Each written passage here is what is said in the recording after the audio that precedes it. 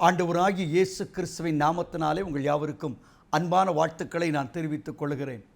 மற்றொரு நாள் நிகழ்ச்சியிலே உங்களை சந்திப்பதிலே மிகுந்த சந்தோஷம். கர்த்தர் உங்கள் வாழ்க்கையிலே செய்து வருகிற நன்மைகளை நான் நினைத்து நன்றியோடு கர்த்தரை துதிக்கிறேன். எத்தனை அற்புதமான வார்த்தைகளை எங்களோடு பகிர்ந்து கொள்கிறீர்கள். இந்த ஊழியங்கள் மூலமாக, இந்த தேவனுடைய ஊழியத்தின் மூலமாக நீங்கள் பெற்ற அற்புதங்கள், நீங்கள் பெற்ற விடுதலைகள், நீங்கள் அனுப்புகிற ஜெப குறிப்புகள் எல்லாவற்றுக்காக தேவனை ஸ்தோத்தரிக்கிறேன். அவளை கர்த்தருடைய பாதத்தில் வைத்து மிகுந்த தாழ்மையோடு நாங்கள் ஜெபித்து வருகிறோம். கர்த்தர் நிச்சயமாக உங்கள் வாழ்க்கையிலே ஒரு மாறுதலை அவர் கட்டளையிடுவாராக. என கருமையானவளே, இந்த தேசம் கர்த்தரை அறிகிற அறிவினாலே, இந்த தமிழகம் கர்த்தரை அறிகிற அறிவினாலே நிரம்ப வேண்டும் என்பதே என்னுடைய வாஞ்சையும் என்னுடைய ஜெபமுமாய் இருக்கிறது. அதை நாம் ஒவ்வொருவரும் பாரமாக கொண்டு நாம் ஜெபிப்போம். இந்த தமிழகம் கர்த்தரை அறிந்து கொள்ள வேண்டும். இந்த தமிழகம் கர்த்தருடைய வார்த்தையினாலே நிரப்பப்பட வேண்டும். அப்பொழுதுதான் இந்த தமிழகத்துக்கு ஒரு விடுதலை கிடைக்கும், ஒரு சமாதானம் கிடைக்கும். பலவிதமான தீமையான பாவத்தின் அடிமைத்தனத்தின் சங்கிலிகள் வெடிக்கப்படும். அந்த விடுதலை பெற்றுக்கொள்ள முடியாது. உங்கள் ஜெபங்களை நினைத்துக் கொள்ளுங்கள். நாங்களும் உங்களுக்காக ஜெபிக்கிறோம். இன்றைக்கு நான் உங்களோடு தியானிக்கும்படியாக தெரிந்து கொண்ட ஆண்டோடைய வார்த்தை எரேமியா தீர்க்கதரிசியின் புத்தகம் 30ஆம் அதிகாரம் 18ஆம் வசனத்தை முன்வைக்கிறேன். இதோ நான் அவருடைய வாசஸ்தலங்களுக்காக இறங்குவேன் என்று கர்த்தர் சொல்லுகிறார். எரேமியா நாட்களிலே பாபிலோனிற்கு அடிமைப்பட்டு தங்கள் வீடு வாசல்களை இழந்து நடுத்தெருவில் இருந்த மக்கள், அவளுக்கு ஆண்டவர் கொடுக்கிற வார்த்தை, உங்கள் வாசஸ்தலங்களுக்காக நான் இறங்குவேன், இரக்கம் பாராட்டுவேன் என்று கர்த்தர் சொல்லுகிறார்.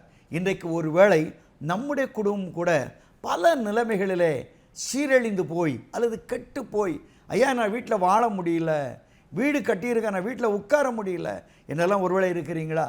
ஊழியத்தின் ஆரம்ப நாட்களில் ஒரு அருமையான சகோதரி, நல்ல வசதியான ஒரு குடும்பத்தை சார்ந்தவர்கள், அந்த கணவரார் வந்து பாரத்தோடு சொன்னார், அழகான வீட்டை கட்டியிருக்கிறேன், ஆனால் என்னுடைய மனைவி இரவு ஆகும்பொழுது வீட்டை விட்டு எந்திரிச்சு போயிடுவார், போய் எங்கேயாவது ஒரு இடத்துல படுத்திருப்பா, நாங்கள் தேடி பிடிச்சி தெருவில் படுத்திருக்காவா, ஏதாவது கோயிலில் படுத்திருக்கா, அவளை நாங்கள் பிடிச்சி கொண்டு வருவோம் என்று சொன்னார். பாருங்கள், இன்றைக்கு நம்முடைய வீடுகளில் வாழ முடியாதபடி, வீடுகளில் ஜீவிக்க முடியாதபடி பிசாசானவன் போராடுவதை பார்க்கிறோம். உலகத்தின் பிரபஞ்சத்தின் அதிபதியானவன் அநேக குடும்பங்களை சீரழித்து கொண்டிருப்பதை நாம் பார்க்கிறோம். இன்றைக்கு ஆண்டவர் சொல்கிறார், உன்னுடைய வாசஸ்தலங்களுக்காக, உன்னுடைய வீட்டுக்காக நான் இறங்குவேன் என்று சொல்லுகிறார். ஹல்லேலூயா. ஏசாயா தீர்க்கதரிசியின் புத்தகம் அழகாக சொல்லுகிறது அல்லவா? 65ஆம் அதிகாரத்திலே அவள் வீடுகளை கட்டி அதிலே அவள் குடியிருப்பார்கள். இன்றைக்கு நீ குடியிருக்கிற வீடு ஒரு ஆசீர்வாதமாக இருக்கிறதா, மனமகிழ்ச்சியாக இருக்கிறதா என்பதை தான் உங்களோடு நான் பகிர்ந்து கொள்ள விரும்புகிறேன். பக்தனாகி யோபுடைய புத்தகத்தை வாசிக்கும் பொழுது யோபு 8ஆம் அதிகாரம் 22ஆம் வசனத்திலும் 33ஆம் வசனத்திலும் ஒரு காரியத்தை சொல்கிறான்.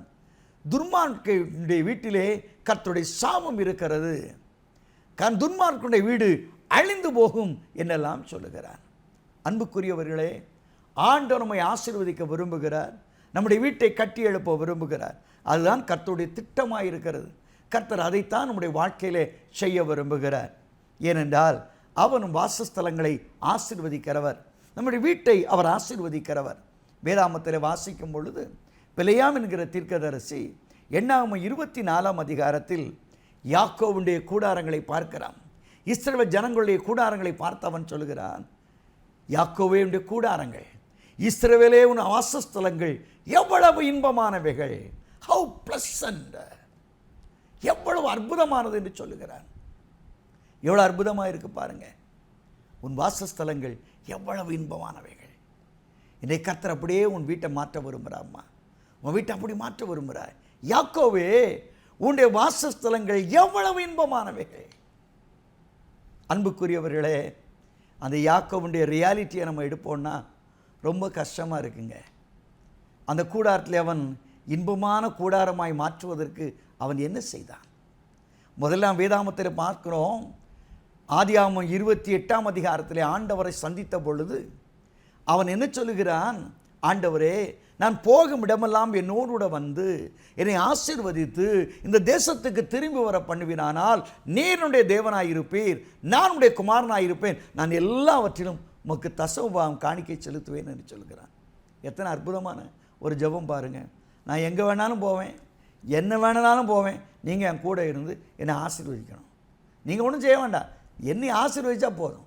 இதுதான் அவனுடைய ஜெபமாக இருந்தது. சில நேரங்களில் நம்முடைய சின்ன பிள்ளைத்தனமாய் ஜெபிக்கிற ஜெபங்களை கூட கர்த்தர் ஆசீர்வதித்து அனுப்பி போப்பா என்று சொல்லி யாக்கோபை அனுபவித்தார். ஆனால் யாக்கோபுடைய வாழ்க்கையில் என்ன இருந்தது? முதலாவது அங்கே ஆதியாகமம் 30ஆம் அதிகாரத்திலே அந்த குடும்பத்தை நான் பார்க்கிறேன். ஒரு திருட்டு குடும்பமாக இருந்தது, எத்துகிற ஒரு குடும்பமாக இருந்தது. யாக்கோபு லாபானுடைய அநேக காரியங்களை எத்துகிறவனாக, தன்னுடைய ஆடுகள் பெருக வேண்டும் என்பதற்காக தங்கள் அழகான ஆடுகள் ஈணுகிற நேரத்தில் அங்கே அழகான அங்கே மரங்களை போட்டு கிளைகளை போட்டு தனக்கு சாதகமாய் மாற்றிக்கொண்டவன் மிக மிக தந்திரசாலி, புத்திசாலி. தன்னுடைய புத்திசாலித்தாலே விருத்தியடை வேண்டும் என்று விரும்பி அதை அவன் செய்து முடித்தான். உலகில் சொல்லுவாங்கல்லவா, tell me your friend, I will tell you who are. இவனுக்கு ஒரு அற்புதமான ஒரு மனைவி, 14 வருஷம் கஷ்டப்பட்டு பிடிச்ச ராகேல் என்று ஒருத்தி இருந்துச்சான். அவன் சாதாரணமானவல்ல. ஐயா, உங்களுக்கு மட்டும்தானா திருட தெரியும், நானும் என் பங்குக்கு ஏதாவது ஒன்று செய்ய வேண்டாமான்னு சொல்லி அந்த அம்மாவும் வீட்டை விட்டு கிளம்பும் பொழுது அவங்க அப்பாவுக்கு சொரூபத்தில் ஒன்று அப்படி அடிச்சுட்டு வந்துட்டாங்க. இந்த திருட்டு குடும்பங்கள் வருது, யோசித்து பாருங்க. அப்போ அந்த குடும்பம் கர்த்தருடைய இன்பமான குடும்பமாய் மாற வேண்டுமானால் பெரும் தடை அவர்கள் பிரயோகித்த வழிகள், அவர்கள் எடுத்துக்கொண்ட கையாண்ட முறைமைகள், தந்திர குணங்களினாலே, திருட்டுத்தனங்களினாலே, தவறான சம்பாத்தியத்தினாலே நம்முடைய குடும்பம் கட்டப்படுமானால் குடும்பத்திலே அமைதி இருக்காது. என்னாச்சு? அடுத்தால லாபான் அவனை திரட்டிட்டு வர்றான். ஐயோ, அவனு நடுங்கிறான், பயப்படுறான். ஆனால் கர்த்தருக்கு ஸ்தோத்திரம், கர்த்தருடைய வாக்குத்தத்தத்தின் மகனாக இருந்தபடினாலே லாபான்ட்ட சொல்லிட்டாரு, ஆண்டவர் சொல்லிட்டாரு, அவனுக்கு கெடுதல் பண்ணாதப்பா, அவனை விட்டுரு. அவன் அலந்து தப்பிச்சான். கர்த்தருக்கு ஸ்தோத்திரம், அவன் ரொம்ப சந்தோஷப்படுறான். அடுத்த ஒரு அபாயம் காத்திருக்குது. ஆரம்பத்தில் ஒருத்தனை ஏமாத்தினான் பார்த்தீங்களா, கூளை கலக்கி கொடுத்து ஏசா வருகிறான் என்று கேட்ட பொழுது இன்னும் பயம் கொடுக்கிறான். திருட்டு குடும்பம், பயந்த குடும்பம். இன்றைக்கி உலகத்தை அநேக சமயங்களை நம்ம தந்திரகுணமாய் வாழும் பொழுது நம்ம லைஃபே ஒரு த்ரில்லிங் ஆயிருங்க. ஒவ்வொரு நாளும் நான் இன்றைக்கி என்ன பண்ண போகிறேனோ, எப்படி வாழ போகிறோம். சில வாயை திறந்த பார்த்தீங்களா, ஐயோ ஐயோன்னு என்ன வார்த்தை. நான் சென்னையில் இருக்கும்போது ஒரு அருமையான போதோடைய அம்மாக்கிட்ட போய் தெரியாதனமாக ஐயோன்னு சொல்லிட்டு பட்சாத்தான பிசாசே அப்படின்னுவாங்க. ஏமான்னு சொல்லும்போது அவங்க சொல்லுவாங்க, கர்த்தருடைய பிள்ளையுடைய வாயிலிருந்து ஸ்தோத்திரம் அல்லேலியா தான் வரணும். வலிக்குதா, ஸ்தோத்திரம் பண்ணு. வேதனையாக இருக்குதா, அல்லேலியா சொல்லு. அதை விட்டுட்டு ஐயோ இதெல்லாம் சொல்லக்கூடாது. இத்தனை அற்புதமான. ஆனால் இங்கே பாருங்கள், இவனுடைய குடும்பத்தை பார்க்கும்போது இவனுடைய சுய புத்தினால, தந்திர குணத்தினால அவன் இன்பமான குடும்பம் மாறலான்னு நினச்சான். இன்பம் இல்லைங்க, இன்பம் இல்லைங்க. பயந்து நடுங்குகிற ஒரு வாழ்க்கைக்குள்ளே அவன் கடந்து போகிறான். எவ்வளோ பயங்கரமான ஒரு வாழ்க்கை. இன்னைக்கு குடும்பங்கள் இன்பமாய் மாற வேண்டிய குடும்பங்கள், யாக்கோபுடைய குடும்பம் இன்பமாய் மாறினது. ஆனால் அதற்கு தடையாக இருந்தது தங்களுடைய தந்திர குணங்கள், தங்களுடைய பயங்கள் அதற்கு தடையாக இருந்தது. அது மாத்திரமா, சில சமயங்கள் நம்முடைய பிள்ளைங்க ரொம்ப ரொம்ப நல்ல பிள்ளைங்களாக இருக்கிறாங்க. 34ஆம் அதிகாரத்திற்கு வரும்போது அவனுக்கு அழகான குமாரத்தி தீனாள் என் குல பெண்களை பார்க்க போகிறேன் என்று வீட்டை விட்டு புறப்பட்டு அன்னைக்கு மாடர்ன் கார்ட்ஸை பார்க்குறோம்ல, ரோட் அன்னைக்கு பிள்ளைங்க ஆடுதுங்க, டீ கடையில் டீ குடிக்குதுங்க, என்ன ஆட்டம் ஆடுது. தங்களுடைய தலைவருக்காக, தங்களுடைய ரசிகருக்காக என்ன ஆட்டம் போடுது. எனக்கு சந்தேகமாக இருக்குது, உண்மையிலே தமிழ்நாடு தான் இல்லை வேற எங்கேயா நான் இருக்கிறேன்னு நினைக்கிறேன். என்ன அநியாயம் பாருங்கள். இந்த ஆட்டக்காரிகளுக்கெல்லாம் தலைவியாக இருந்தவள் தீனாள். அந்த காலத்து மாடன்கள் புறப்பட்டு போனா ஊரை சுத்த போக்கணும். ஊரை சுத்த போகிறாயா, சீரழிந்து விழுகிறாள். இப்பொழுது பார்த்தீர்கள் என்றால் திருட்டுத்தனமான அந்த யாக்கோபு குடும்பம், பயந்திருந்த யாக்கோபு குடும்பம் இப்பொழுது கொலைகார குடும்பமாய் மாறுகிறது. நண்பர்களே, யாக்கோபு ரொம்ப உடைஞ்சு போயிட்டான். எப்பா, பயந்தான் என் வாழ்க்கையிலன்னா கொலை ரத்தப்படியே நம்ம குடும்பத்தில் கொண்டு வந்தீங்களப்பா. இது என்னப்பா, இது என்னப்பா, இது என்ன வாழ்க்கை? நொந்து போயிட்டான். நீங்கள் ஒருவேளை உன் வாழ்க்கையில் நான் ரொம்ப வியாபாரம் பணத்தின் மேலே பணம் சம்பாதிக்க வேண்டும், வீட்டின் மேலே வீடு கட்ட வேண்டும், சொத்தின் மேல் சொத்து வாங்க வேண்டும். என் தம்பி சாப்பிட்டானே, அண்ணன் சாப்பிட்டானே, அக்கா சாப்பிட்டானே, நான் தான் நிற்கிறியா? போயிட்டு இருக்கியா? திடீர்னு ஐயோ அங்கே இன்கம் டேக்ஸ் சைடு விட்டு இங்கே வந்துட்டு பயந்து நடுங்கிறியா? அவன் அப்படி சொல்றான், என்னை கொலை பண்ணுவான், யோசித்து பயந்துட்டு இருக்கியா? எல்லாத்துக்கும் மேலே மற்றவங்களை வன்மம் தீர்த்து கொலை செய்து உன் குடும்பம் வாழுன்னு நினைக்கிறியா? நன்மை செய்தால் உனக்கு மேன்மை இல்லையோ? தீமை செய்தால் பாவம் உன் வாசற்படியிலே படுத்திருக்கும் என்று வேதவசனம் சொல்கிறது. இந்த நிலைமையில் இருந்த யாக்கோபு கர்த்தர் ஆதியா 35ஆம் அதிகாரத்தில் அழைக்கிறார். என்ன சொல்றார் தெரியுமா? பெத்தேலுக்கு போ, பெத்தேலுக்கு போ. அப்பந்தான் அவனுக்கு ஞாபகம் வருது, ஒன்றுமில்லா வெறுமை நிலையில். அந்த வெறுமை நிலைமையில் இருக்கிற அந்த உணர்வு அவனுக்கு வருகிறது. கல்லை ஒன்றே தலையணியாக வைத்து தூங்கினான் அல்லவா, அந்த பெத்தேலுக்கு போய் தன்னுடைய ஆரம்ப நிலைமையை நினைக்கிறான். நண்பனே, இன்னைக்கு உன் குடும்பத்தில் இவ்வளோ பிரச்சனைய, உன்னை அழைத்த தேவன், உன்னை வேறு விரித்த தேவன், உன்னை கண்டுபிடித்த தேவன், உன்னை சந்தித்த இடத்தை மறந்து விட்டாய். உன் லைஃப்பில் வந்த டேர்னிங் பாயிண்ட்டை நீ மறந்துட்ட.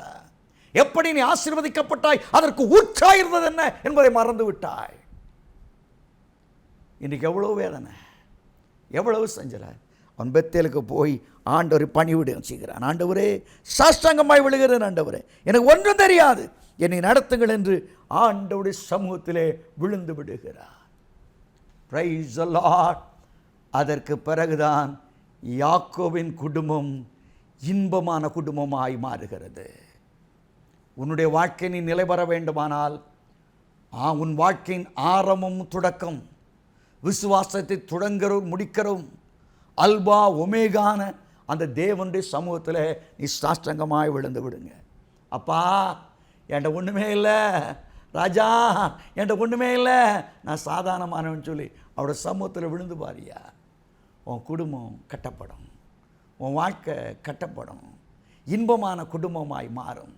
இந்த யாக்கோபு கோத்திர பிதாவாக மாறினான் என்றால் காரணம் பெத்தேலுக்கு அவன் போனான், தன்னை சந்தித்த தேவனிடத்தில் போனான், தான் மறந்து போன தேவ உறவை அவன் புதுப்பித்து கொண்டான், தேவனோடு போராடி. வேதவசனம் சொல்கிறது, சாதாரணமாயிருந்த அவன் இப்பொழுது தேவதாசனாய் மாற்றப்படுகிறான். யாக்கோபு இஸ்ரவேலாய் மாற்றப்படுகிறான். பென்யேலே, உன் வாழ்க்கையில் அந்த அனுபவம் வரணும். கர்த்தருடைய தனிப்பட்ட தொடுதல் உன் வாழ்க்கையில் வரணும். அவருடைய பிரசனம் உன் வாழ்க்கையை சந்திக்கணும். இல்லைன்னா வாழ்க்கை குடும்பம் கட்டப்படாது. ஏன்னா பைபிள் அழகாக சொல்கிறது, சங்கீதம் 127, கர்த்தர் வீட்டை கட்டாராயில் அதை கட்டுடைய பிரயாசம் விருதா விருதா. இன்றைக்கி உன் குடும்பம் கட்டப்படணும்னா முதல் நிலைமை, உன் வாசஸ்தலங்களுக்கு ஆசீர்வாதம் வரணும்னா நீ முதல்ல பெத்தேலுக்கு போய் டோட்டலாக சரண்டடாக. ஆண்டவரே, என்னால் ஒன்றும் கூடாது ஐயா, எல்லாம் கூடும் என்று சொல்லி ஆண்டோட பாதத்தை முத்தம் செய். ஆண்டவர் வெறுங்கையனா வந்தனே, ஒரு தடியோடு வந்தனே, என்னை திரளாய் ஆசீர்வதித்தேன்னு சொல்லி அவருக்கு நமஸ்காரம் பண்ணு. உன் குடும்பம் கட்டப்படும், உன் குடும்பம் ஆசீர்வாதமாக இருக்கும். இரண்டாவது, ஆபிரகாமுடைய குடும்பத்தை பாருங்கள். ஆசீர்வாதமான குடும்பம், அற்புதமான ஒரு குடும்பம் இல்லையா? கோத்திர பிதாவில் நம்பர் 1 இருக்கிறான். இல்லை ரேங்கிங் 1 சொல்லுவாங்க, அது மாதிரி ரேங்கிங் 1 இருந்த குடும்பம். அங்கே என்ன நடக்குது? ஆதியாகமம் 15ஆம் அதிகாரத்துக்கு வாங்களேன். 1ஆம் வசனத்தை வாசிக்கும் பொழுது கர்த்தருடைய வார்த்தை அவனுக்கு தரிசனத்தை வந்து சொல்கிறது, உனக்கு மகாபெரிய பலனும் கேடகமாய் நான் இருப்பேன்றார். அப்போ ஆபிரகாம் ரொம்ப சந்தோஷம், எனக்கு பார்த்து இந்த வார்த்தை கொடுத்துட்டீங்க. அவன் சொல்கிறான், அதெல்லாம் இருக்கட்டும், என்ன சொன்னீங்க? மகாபெரிய பலனும் கேடகம், சரி வச்சுக்கிடுங்க சார், ஒன்றும் பிரச்சனை இல்லை. நான் ஒன்றுமில்லாமல் இருக்கிறேனே, என்னுடைய வேலைக்காரன் எனக்கு ஊழியக்காரன் எனக்கு குடும்பத்தை கவனிக்கிறானே, எனக்கு வாரிசு அவன்தானே என்னெல்லாம் சொல்லி கொண்டு இருக்கிறேன். நிறைய நேரங்களில் நம்ம வீட்டுக்குள்ளேயே நம்ம உட்கார்ந்துருந்தோம்னா நம்ம வீடு நம்ம வாழ்க்கையும் அதே மாதிரி ஆயிரும். உங்கள் வீட்டம்மா ஒன்று சொல்லுவாங்க, உங்கள் மகன் ஒன்று சொல்லுவாங்க, உங்கள் மருமகா ஒன்று சொல்லுவாங்க, உங்கள் சம்பந்தி ஒன்று சொல்லுவாங்க, எல்லாம் சேர்ந்து சமபந்தி ஆயிரும். கேர்ஃபுல். ஆண்டவர் பார்க்குற, ஐயையோ நல்லா இருந்த நம்ம ஆடு இப்படி ஆயிட்டானே. எவ்வளோ அற்புதமான ஒரு மனுஷன், வானோன்னு எங்கே ஏதுன்னு கேட்காம புறப்பட்டு வந்தோமே, இப்போ இப்படி கேள்வி கேட்கிறானே. அவனை பார்த்து சொல்கிறாரு, கூடாரத்துக்கு கொஞ்சம் வெளியே வாயேன், வீட்டுக்குள்ளேயே உட்காந்துருக்கே. சில பேருக்கு காலையில் எந்திரிச்சோடனே இன்றைக்கு எதை சமைப்பது, இன்றைக்கி எந்த குழம்பு வைப்பது. ஆமாம், இது ஐநாவில் உள்ள பிரச்சனை பாரு, ரொம்ப முக்கியம். என்ன குழம்பு வைக்கிறது, முன்னாடி சொல்லிட்டு போங்க. ஆமாம் ஐயா, உன் குழம்பு சொன்ன உன் பிரச்சனை முடிஞ்சிடுமா? காலையே எந்திரிச்சோன்னே தனக்கு உடம்பு வலிக்கல, எனக்கு கை இதில் என்னப்பா ஆக போகுது? இதெல்லாம் உன் கூடாரம், உன் கூடாரம், உன் கூடாரம். எனக்கு அருமையானவளே, ஆவின் சிந்தை மாவின் சிந்தை என்று சொல்லுகிறது ரோமர் 8ஆம் அதிகாரத்தில். மாம்ச சிந்தை அது மரணம், ஜீவன் சிந்தை, ஆவிக்குரிய சிந்தை ஜீவன் உனக்கு கொடுக்கிறது. அதை நான் அநேக சமயத்தில் மறந்துடும். நம்ம ஓட்டச்சட்டியிலேயே குதிரை ஓட்டமா நம்ம நிலைமையே இருக்கணும். என் வீட்டில் இந்த ஃபேன் ஓடலாக்கும், இந்த ஏசி ஓடலாக்கும், இந்த லைட்டு வரல, ஐயாலாம் விடு, ஆண்ட வெளியே வாண்டார், கம் அவுட். அப்புறமே வீட்டுக்குள்ளே வச்சு பேசினா அந்த பிரச்சனை ஓயாது, வெளியே வா. அவன் கூடாரத்தை விட்டு வெளியே வருகிறான். அப்போஸ்தலனாகிய பவுல் 2 கொரிந்தியர் 5 சொல்வான், இந்த கூடாரத்தை விட்டு பிரிந்து இயேசுவோடு வாழ எனக்கு ஆசை உண்டு என்று சொல்லலாம். பார்த்தீங்களா, ஆசை. அதாங்க ஆவிக்குரிய வாழ்க்கை, ஆவிக்குரிய ஜீவியம், ஆவிக்குரிய அழைப்பு. அவன் கூடாரத்தை விட்டு வெளியே வர்றான். இப்போ ஆண்டவர் சொல்கிறாரு, நட்சத்திரத்தை கவுண்ட் பண்ணி சொல்லி பார்ப்போம் எத்தனை இருக்குது. ஆண்டவரே, அதை எப்படி எண்ண முடியும்? இதை எண்ணக்கூடுமானால் நான் உன்னை ஆசீர்வதிப்பதையும் உன்னால் எண்ணக்கூடியும் என்று சொல்கிறது. அடுத்த வார்த்தை சொல்கிறது, ஆபிரகாம் தேவனை விசுவாசித்தான். இப்போ தெரிஞ்சு போச்சு பார்த்தீங்களா? நீ அன்னையோடைய விசுவாச வாழ்க்கை ஏன் கப்பு சிப்பு டப்பு டுப்புன்னு முடியும்னா, ஆவிக்குரிய வாழ்க்கை வாழ வேண்டிய அவர்கள் குடும்பத்தோடு போராடிக்கிட்டு இருக்காங்க.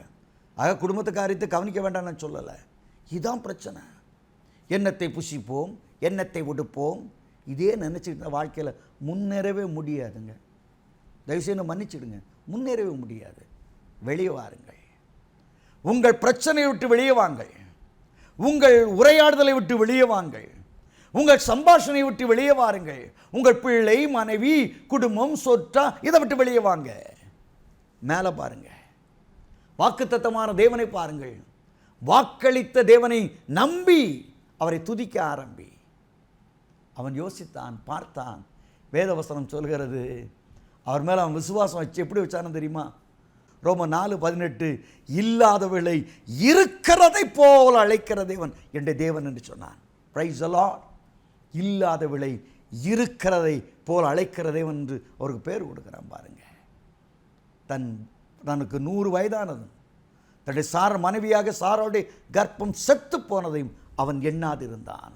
தேவனை ஸ்தோத்தரித்து விசுவாசத்திலே வல்லவனானான். குடும்பங்கள், நம்முடைய வாழ்க்கை ஒரு விசுவாச வாழ்க்கைங்க. பைபிள் அழகாக சொல்லு, நாம் தரிசித்து நடவாமல், 2 கொரிந்தியர் 5:6 சொல்கிற, நாம் தரிசித்து நடவாமல் விசுவாசித்து நடக்கிறோம். We are not walking by sight, but we are walking by faith. Faith alone. விசுவாசத்து நடக்கிற வாழ்க்கை. விசுவாசம் எப்போவுமே பார்த்து கிரியை செய்யலை, பாராத தேவன் மேலே. நீ பாருங்களேன், பரலோகம் இருக்குது, நான் பரலோகம் இல்லைன்னு சொன்னால் இனி சண்டை போட்டுருக்க மாட்டீங்க. பரலோகம் இருக்குது, ரட்சிப்பு இருக்குது, அதை கொஞ்சம் பொட்டலம் போட்டு காமியானா காமிக்க முடியுமா? யோசித்து பாருங்க. ஆவிக்குரிய நிலைமையிலே இருக்கிறது, ஸ்பிரிச்சுவலைஸ்ட் ஆவிக்குரிய நிலைமை. அதை அப்படியே நம்புகிறோம். ஆபிரகாம் அப்படியே நம்புகிறான். அநேக ஜாதிகளுக்கு தகப்பன் என்பதை நம்புவதற்கு ஏதுவில்லா திருந்தும் விசுவாசத்தோடு ஸ்தோத்தரித்து விசுவாசத்திலே வல்லவனானான். எபிரேயர் 11ஆம் அதிகாரம் 6ஆம் வசனம் சொல்கிறது, விசுவாசம் இல்லாமல் தேவனுக்கு பிரியமாக இருப்பது கூடாத காரியம். இன்றைக்கு உன் வாழ்க்கை குடும்பம் நல்லா இருக்குன்னா, எந்த நிலைமையிலும் இருந்தாலும், ஆண்டவரே நான் உம்மை நம்புவேன், ஆண்டவரே உம்மை நம்புவேன், என் வாழ்க்கை உம்மை சார்ந்து இருக்கும். உலகத்தில் உள்ள சூழ்நிலைகள் அல்ல, என் பேலன்ஸ் ஷீட்டை பார்த்து இல்லை, என் பேங்க் அக்கௌண்ட்டை பார்த்து இல்லை, என் மகனுடைய ப்ராப்பர்ட்டியை பார்த்து இல்லை, என் மகனுடைய அழகை பார்த்து இல்லை, உம்மை நம்புவேன். Still I believe. நான் உம்மை நம்புகிறேன். என் குடும்பத்தை கட்ட உம்மால் முடியும், என் குடும்பத்தை உருவாக்க உம்மால் முடியும் என்று ஆபிரகாம் நம்பினான். ஆகவே என் குடும்பம் கட்டப்பட்டது. இன்றைக்கு உடைய கூடாரம் கட்டப்பட வேண்டுமானால் இந்த இடத்துக்கு நீ வந்துட்டியா? கொஞ்சம் வாழ்க்கையை யோசித்து பார்க்கணுங்க. சும்மா உட்காந்து அப்படியே பராக்கு பார்த்துக்கிட்டு ஏதோ கோயிலுக்கு போயிட்டு அவர் ஏதோ ஒன்று சொல்லுவார், அதை கேட்காத. பைபிளை பாரு, கோயிலில் பைபிளை பாரு. பிரசங்கியாரை பார்க்குறத அவர் சொல்லுகிற வார்த்தை பைபிளில் எழுதியிருக்கா, இஸ் ரிட்டன் த புக். அதை பார்க்கணும். பார்த்தா தான் உங்கள் வாழ்க்கை ஆசீர்வாதமாக இருக்கும். இல்லைன்னா உங்கள் ஆவிக்குரிய வளர்ச்சி பைபிளே இல்லாத, வேத புத்தகமே இல்லாத ஒரு வளர்ச்சியாக இருந்தால் அது நல்ல வளர்ச்சியாக இருக்காது. உன் குடும்பம் கட்டப்பட வேண்டுமானால் தேவனை விசுவாசித்து அதன்படி நடக்கிற ஒரு வாழ்க்கைக்குள்ளே கடந்து வரும்பொழுது தான் நம்முடைய குடும்பம் கட்டப்பட. அருமையானவர்களே, இன்றைக்கு மூன்றாவதாக நம்முடைய குடும்பங்கள் கட்டப்பட வேண்டுமானால் அதுக்கு தடையாக இருக்கிற காரியம் என்ன? பொல்லாத பிசாசானவன் கொண்டு வருகிற போராட்டங்கள். வேதவசனத்தில் வாசிக்கும் பொழுது ரொம்ப அழகாக சொல்லுது பாருங்கள். யோபின் புத்தகம் 1ஆம் அதிகாரம் 18-19 வசனங்களில் அவனுடைய பிள்ளைகள் போய் உட்கார்ந்து விருந்து கொண்டாடுறாங்க. ஒரு பெரும் காற்று ஒன்று வீசுகிறது. அந்த வீடு தரைமட்டமாகி குடும்பமே அழிந்து போகிறது. இந்த அழிவுக்கு காரணமாயிருந்தது யார்? இந்த அழிவுக்கு காரணமாயிருந்தது யார்? வேதவசனம் அழகாக சொல்கிறது, பிசாசு அவனை சோதிக்கும்படியாக. இன்றைக்கு உடைய வாழ்க்கை குடும்பங்களிலே தேவையில்லாத பிரச்சனைகள், தேவையில்லாத விபத்துகள், தேவையில்லாத தொல்லைகள் ஏற்படுகிறதா? பொல்லாத பிசாசானவன் நம்முடைய வாழ்க்கையிலே இடைபட விரும்புகிறான். அவனால் வருகிற போராட்டங்கள், குடும்பத்திலே ஒருவருக்கு ஒருவர் நல்ல ஐக்கியம் இல்லை, கணவன் மனைவிக்குள்ளே நல்ல உறவு இல்லை. காரணம் என்ன? பிசாசானவன் பிரிவினையின் பிதாவாக இருக்கிறான். அதனால தான் ஐயா கூடும் அம்மாவுடைய மூஞ்சி தூக்கிட்டு போவான், அம்மா குடும்பம் ஐயா இந்த பக்கம் மூஞ்சி தூக்கிட்டு போவார். காரணம் என்ன? பிசாசு. அவன் பிரிக்கிறவன். யோசித்து பாருங்க. ஆரம்பத்தில் அவன் சருத்தினா தான். சாத்தா முதல்ல யாரை மீட் பண்ணான்? ஆதாமே வாருங்கள், mister Adam, your mister Adam, your mister Eve, missus Eve அப்படின்னா சொன்னா இல்லை. அங்கே தனியாக அவனை கொண்டு போகிறான். அப்படி ஒதுக்குறான். என்ன ஒதுக்குறான்? நம்ம ஆள் ஐயா வாழ்டான், அது பின்னாடி பார்த்துக்கிறான். இங்கே தட்டுனா அவள் விழுவான். இதுதான் தந்திரசாலி. இன்னைக்கு ரகசிய ஆலோசனை. சாத்தான் தனியே ஆலோசனை கொடுக்குறானா இல்லையா? சில அம்மாமாரை பார்ப்போம், சில ஐயாமாரை பார்ப்போம், வீட்டில் உள்ளவங்ககிட்ட பேசினாங்கன்னா பெஞ்சா டம் டம் டம்னு அடி விழும். இந்த அம்மா அவங்க வீட்டுக்கு போயிட்டு வந்தாங்கன்னா சாப்பாடே பண்ண மாட்டாங்க, அழுதுகிட்டே இருப்பாங்க. ஏன்? பிசாசு. இதுதான் பிசாசுன்னு சொல்கிறது. பிசாசை எதிர்த்தலுங்கள், அப்போ உங்களை விட்டு ஓடுவான். ரொம்ப அழகாக சொல்கிறாரு இல்லையா? பேதுருவாக்கியன் சொல்லும்போது சொல்கிறாரு, தேவனுக்கு கீழ்ப்படுங்கள், பிசாசை எதிர்த்து நில்லுங்கள். விசுவாசிகள் நடக்கும் அடையாளங்கள் யாவன? என் நாமத்தினாலே பிசாசுகளை துரத்துவார்கள். நீ பிசாசை துரத்த முடியுதா? இயேசு கிறிஸ்து சவால் விட்டு சொல்கிறாரு யோவான் 14:30, இதோ இந்த உலகத்தின் அதிபதி என்னிடத்தில் வருகிறான், அவனுக்கு என்னிடத்தில் ஒன்றும் இல்லைன்றாரு. இனி நம்ம சொல்ல முடியுமா? பாருங்கள், நெல்லை மாவட்டத்தில் புலவனூர்னு ஒரு ஊருக்கு போயிருந்தேன். புலவனூர்னா அந்த கடையம் பக்கம் இருக்குது. ரொம்ப வருஷத்துக்கு முன்னாடி போய் பிரசங்கம் பண்ண ஆரம்பிச்சு ஒரே பேயாட்டம். ஒரு பேய் ஆடிக்கிட்டே இருந்துச்சு. போனோன்னு அது ரொம்ப அழகாக கும்பிட்டு சொல்லிச்சு, ஐயா உனக்கு எனக்கு பிரச்சனை கிடையாது, நான் இப்படி போனால் நான் போயிடுவேன், நான் உன்ட்ட சண்டை ஒன்றும் பேச மாட்டேன், ஒரு வார்த்தை வாய் மூடிட்டு சொல்லு, உன்ட்ட ஒன்றும் பேச மாட்டேன், போன்னு சொல்லுங்க, போயிடுறேன். ஆனால் இவா என்னை விட்டு போக மாட்டா. என்னடா இது? சில சமயம் பிசாசில் கதை கேட்கக்கூடாது, ரொம்ப இன்ட்ரெஸ்டிங்காக நம்ம டைம் சார் சொல்லுமா சொல்லுது. இவா ஒவ்வொரு நாளும் தோட்டத்துக்கு போகும்போது எனக்கு ஒரு தோசை போட்டு போவா. அந்த கிராமங்களில் வயக்காட்டில் போனேன், அங்கங்கே கல் வச்சுருமா. இந்த அம்மா என்ன செய்யுமா, வீட்டுக்காருக்கு தோசை கொண்டு போகும்போது இதுக்கு ஒரு பிட்டு போட்டு போயிடுமா இல்லையா? நம்ம இந்த முதல்ல கதை படிச்சிருக்கோம் பார்த்தீங்களா? இந்த நவல் பழமே இப்படி இருந்துச்சுன்னா இந்த நவல் பழத்தை டெய்லி சாப்பிட ஈரல் எவ்வளோ டேஸ்ட்டாக இருக்குன்னு சொல்லி முதல்ல கட்டிச்சு பார்த்தீங்களா? அதே மாதிரி தான் இந்த தோசையை பிடிச்சிக்கிட்டே இது வந்துச்சு. அது சொல்லிட்டு நான் போயிடுறேன், ஆனால் இவ கொடுக்க தோசையினால் மறக்க முடியாதேன்னு. யோசித்து பாருங்க. ஆண்டவராய் கர்த்தர் சொல்கிறார், இதோ உலகத்தின் அதிபதி என்னிடத்தில் வருகிறான், அவனுக்கு என்னிடத்தில் ஒன்றுமில்லை. நீ பிசாசோட கூட்டணி வச்சிருக்கியா? கூட்டணி வச்சிருக்கியா? பார்ட்னர்ஷிப் வச்சிருக்கியா? உன் வீட்டில் டிவியெல்லாம் ரசிக்கப்பட்டிருக்கான்னு கேட்டேன். அப்படியே ஃபோன் அடிக்கிற டிங் டிங் அது ரசிக்கப்பட்டிருக்கா? அதில் சாத்தானுக்கு கூட்டணிலாம் வச்சுக்கிட்டு ரத்தம் செய்யும் ரத்தம் செய்யும் ரத்தம் செய்யும் ஒன்றும் நடக்காதுமா. அப்படி கனவெல்லாம் கெட்ட கனவெல்லாம் உனக்கு வரக்கூடாது. பிசாசை எதிர்த்து நில்லுங்கள், அப்பொழுது அவன் உங்கள் வீட்டை விட்டு ஓடி போவான். யோபுடைய குடும்பத்தை சீரழிக்க வந்த பிசாசை ஆண்டவருடைய கிருபையினாலே யோபு மேற்கொண்டான். Praise the Lord. ஒரு ஜெய வீரனாக யோபுவை நான் ஒரு ஜெய வீரனாக பார்க்கிறேன். இழந்து போன எல்லாவற்றையும் இரட்டத்தனையாக பெற்றுக்கொண்டான். இதான் யோபுடைய சரித்திரம். இன்றைக்கி உன் வாழ்க்கையில் சாத்தான் வருகிறானா? உன்னை பயமுறுத்துறானா?